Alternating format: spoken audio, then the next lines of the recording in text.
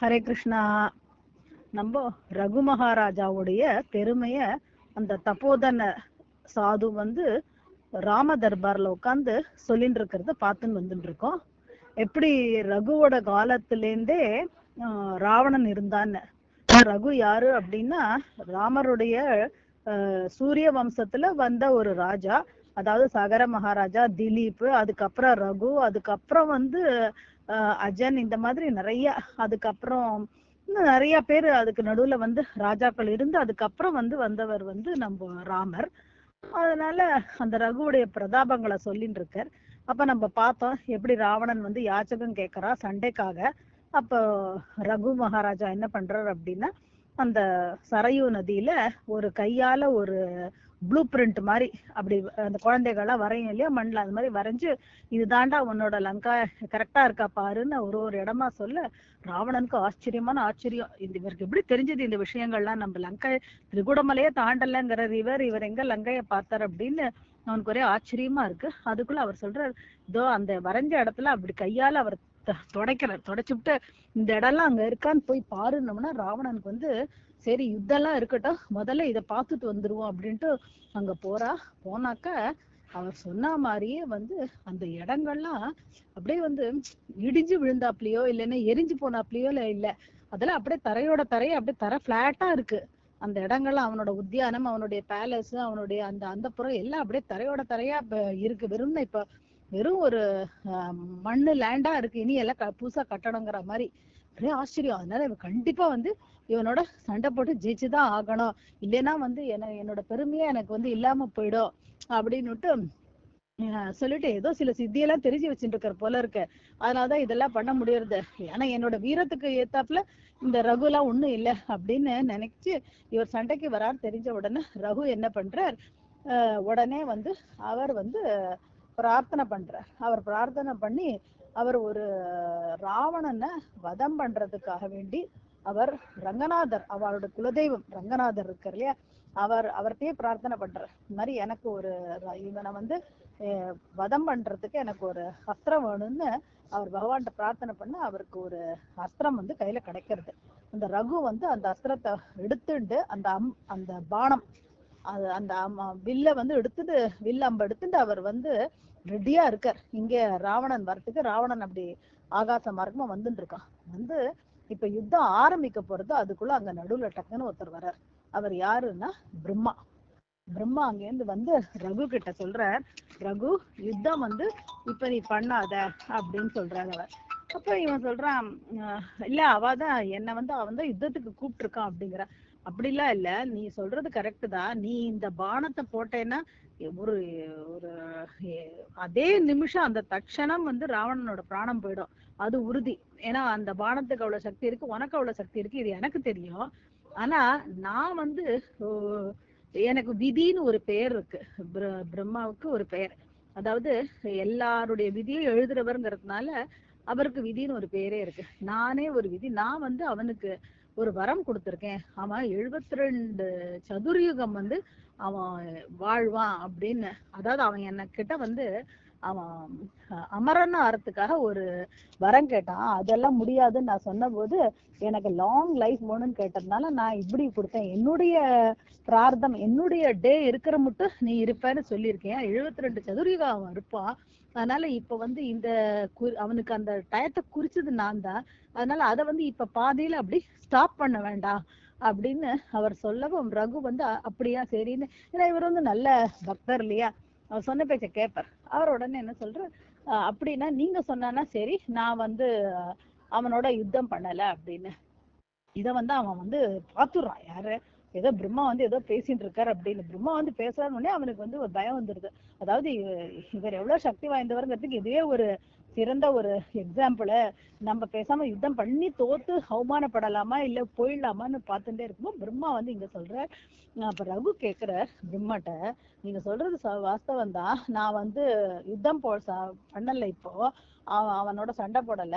ஆனா இந்த அம்பு வந்து இந்த வில்ல வந்து நான் இந்த நான் இவனுக்காக வேண்டி இந்த அஸ்திரத்தை நான் எடுத்து எனக்கு கையில வந்துருத்தே, இப்ப இதை நான் பிரயோகம் பண்ணலைன்னே இது வந்து ரொம்ப தப்பாயிடுமே, இது எனக்கே இல்ல, இது வந்து எங்க ஊருக்கே ஒரு ஆபத்தால முடியும், அதனால இந்த பானத்தை வந்து நான் என்ன பண்றது அப்படின்னு உடனே இப்ப பிரம்மா சொல்ற, நீ கவலைப்படாத, அந்த அம்ப வந்து என்கிட்ட கொடு, நான் வச்சுக்கிறேன். இவனுக்கு வந்து சாவு எப்படின்னு எனக்கு தெரியும்.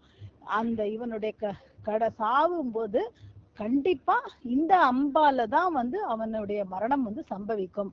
அந்த டயத்துல நான் இந்த அம்பை வந்து நான் எந்த இடத்துல சேர்க்கணுமோ அந்த இடத்துல நான் சேர்த்துடுறேன், அதனால நீங்க கவலைப்படாதீங்கன்னு பிரம்மாவுடைய வாக்கு சத்திய வாக்கு அவருக்கு தெரியும். அவர் வந்து சரின்னு சொல்லிட்டு அந்த அம்பை வந்து ரொம்ப பத்திரமா பிரம்மா கையில கொடுத்துடுற.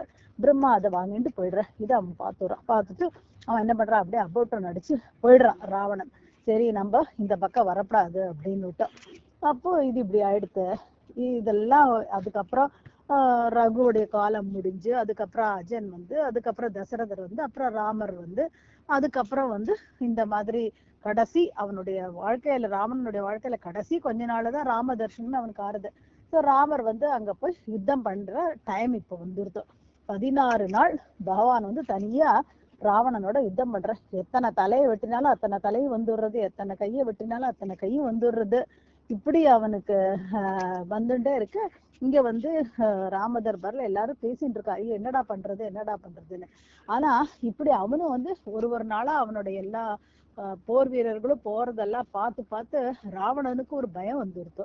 அப்ப அவன் வந்து உட்காந்து யோசிச்சு, அவனும் தனிமையில யோசிச்சுட்டு இருக்கான், என்னடா இப்ப பண்றது, இது வந்து எங்கேயாவது நம்ம தோது போயிட போறோமோ அப்படிங்கிற இது வரும்போது இப்ப நாரதர் வந்து ஒரு ஸ்பீடப் பண்ணி விட்டுறார்.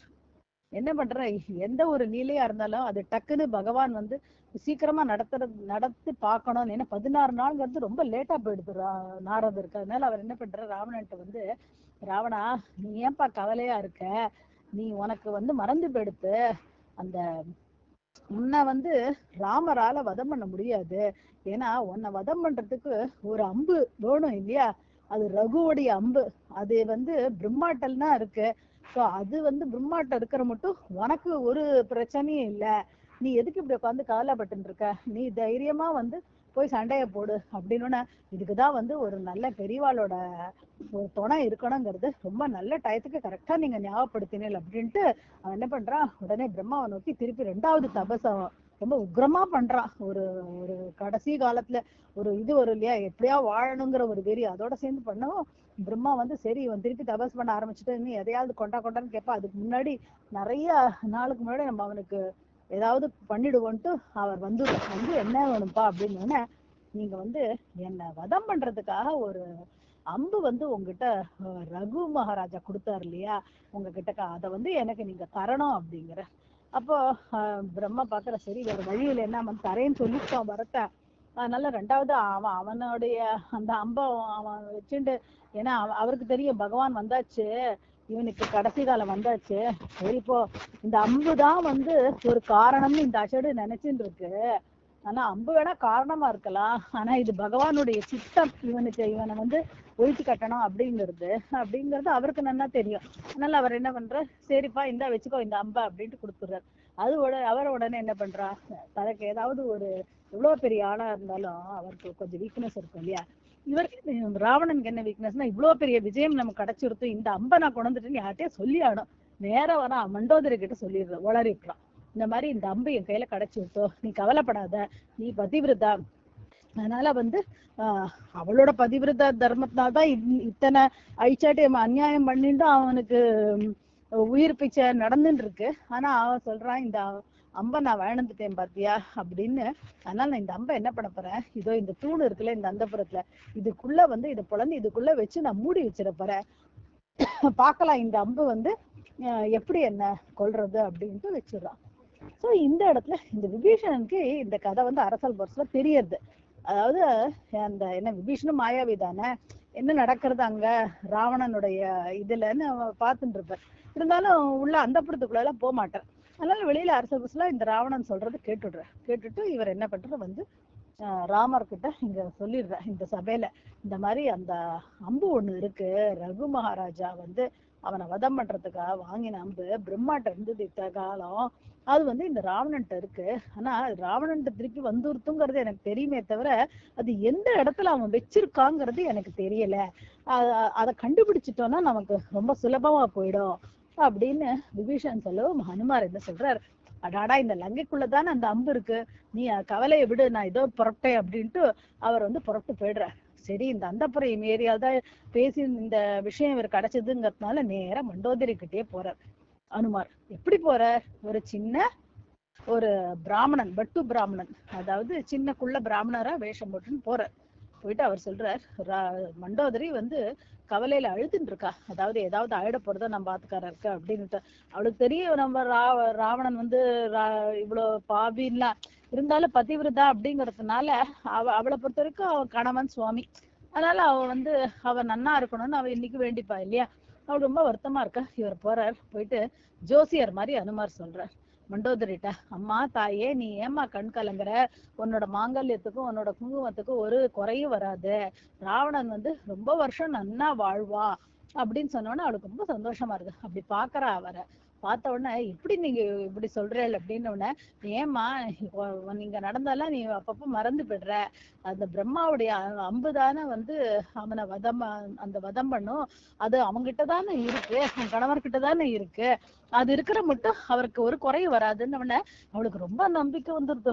அடாடா இவர் மகா பெரிய ஜோசியரா இருக்காரே, இவருக்கு வந்து இந்த விஷயம் யாருக்குமே தெரியாதே, எனக்கும் ராவணன் அவருக்கு மட்டும்தானே தெரியும், இது இவ கரெக்டா சொல்லிட்டானே அப்படின்ட்டு, நீங்க சொல்றது கரெக்டு தான் அப்படின்னு அந்த சந்தோஷத்துல அந்த எக்ஸைட்மெண்ட்ல அவ என்ன சொல்றா, அந்த தூண் எந்த தூண்ல ஒளிச்சு வச்சிருக்கானோ அந்த தூணை போய் கட்டிக்கிற, அடாடா இந்த தூணுக்குள்ளதானே வச்சிருக்காரு, இது எனக்கு வந்து ஞாபகம் வராம நான் அழுதுன்னு உட்காந்துருக்கேனே, எங்க ஆத்துக்காரருக்கு ஒண்ணும் ஆகுதுன்னு அனுமாருக்கு ரொம்ப சந்தோஷம்.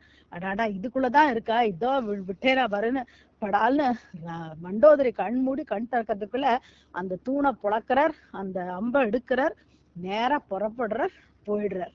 போய் ராமர் கிட்டக்க அந்த அம்பை சமர்ப்பணம் பண்ணிடுறார். சமர்ப்பணம் பண்ணின உடனே என்ன ஆறுது, அந்த அம்பால் தான் 31 அம்பு விடுறார் பகவான். 30 அம்பு அவனுடைய 10 தலைக்கு 20 கைக்கு விட்டு அந்த அமிர்த கலசத்துக்கு இந்த ரகுவுடைய அம்பு அதை வச்சு விட்டு ராவணனுடைய பிராணம் போறது. சோ இந்த கதைய வந்து யார் சொல்றா, அந்த தப்போதன சுவாமி வந்து சொல்றார். அங்க ராம தர்பார்ல எல்லாம் யுத்தம் எல்லாம் முடிஞ்சு அங்க உட்கார்ந்து இருக்கும் போது அப்ப சொல்ற, இந்த ராவணனை வதம் பண்றதுக்காக நீங்க எவ்வளவோ கஷ்டப்பட்டு, அதாவது சுக்ரீவனோட மித்திரம் பண்ணிட்டேன், அதுக்கப்புறம் யுத்தம் பண்ணும் போதும் கஷ்டப்பட்டு சேது பந்தனம் பண்ணினேன், அதுக்கப்புறம் லக்ஷ்மணருக்கு உடம்பு சரியில்லாம போச்சு, அதுல எத்தனை நாள் ஆச்சு, அப்புறம் ராவணனோட 16 நாள் யுத்தம் பண்ணல, ஆனா கடைசியில இந்த ரகுவுடைய ஒரு பானத்தால தானே அந்த காரியம் சாதிச்சது அப்படின்னா அந்த ரகு சக்கரவர்த்தி எப்படியாப்பட்டவர் அப்படிங்கறத நான் நினைச்சு நினைச்சு பார்த்து நான் பூரிப்படைகிறேன். அதனால ரகுவம்சம்ங்கிற பேர்லயே எனக்கு ஒரு பெரிய ஒரு சந்தோஷம். அதனாலதான் நான் வந்து இப்ப சொல்லல, ஆனா ராமவம்சமும் அந்த அந்த பேரும் இருக்கிறது வந்து ரொம்ப சிறந்ததுதான். ஆனாலும் ரகுவுடைய ஒரு பெருமைய வந்து எனக்கு தெரிஞ்சதுனால நான் இங்க சொல்றேன் அப்படின்னு சொல்லவன. அப்ப பகவான் சொல்றா, இது வந்து எல்லாருக்கும் தெரியணும், ரகு மகாராஜாவும் அந்த திலீப மகாராஜாவுடைய பெருமை வந்து எல்லாருக்கும் தெரியறதுக்கு தான் வந்து இங்க நான் உங்கள்கிட்ட கேட்டேன் அப்படின்னு. இந்த வம்சத்துக்கு ரகுவம்சம்ங்கிற பேரு தான் என்னைக்கும் நிலைக்கும், அப்படிதான் இருக்கும். அந்த ரகுவம்சத்துல தோன்றின ஒருத்தரா என்னுடைய பேர் வந்து இருக்கிறதுலதான் எனக்கு சந்தோஷம் அப்படின்னு பகவான் சொல்றார். ஹரே கிருஷ்ண ஹரே கிருஷ்ணா கிருஷ்ண கிருஷ்ண ஹரே ஹரே, ஹரே ராம ராம ராம ஹரே ஹரே.